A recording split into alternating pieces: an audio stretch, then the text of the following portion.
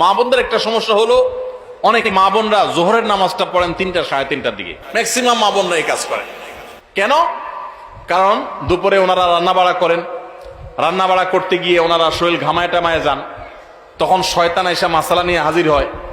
শয়তান ওনার মাথায় একটা মাসালা ঢুকায়। কি মাসালা ঢুকায়? বলে যে, দেখো বোন, তুমি এত কষ্ট করে এতক্ষণ রান্না বাড়া করলা, রান্না করে গেছো, গরমে ঘামায়া স্যাঁতসেঁতা হয়ে গেছো, এই শরীর নিয়ে তুমি আল্লাহর সামনে কেমনে দাঁড়াইবা বলো?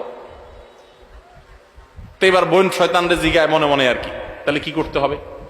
এবার শয়তান তার মনে মনে বলে দেয় যে, আরে নামাজ তুমি ঠান্ডা মাথায় ফ্রেশ মোডে পড়বা, হাতের কাজ শেষ করে নাও, রান্না বাড়া শেষ করে নাও, সবারে খাবার টাবার দিয়ে নাও, তুমি বাথরুমে যাও, সুন্দর করে গা ডলে গোসল করো, ফ্রেশ হয়ে আসো, এরপরে ৩টা সাড়ে ৩টা আসরের নামাজ সুই সুই হয়ে যাবে, এবার তুমি ফ্রেশ মুডে একটু নামাজ পড়ো।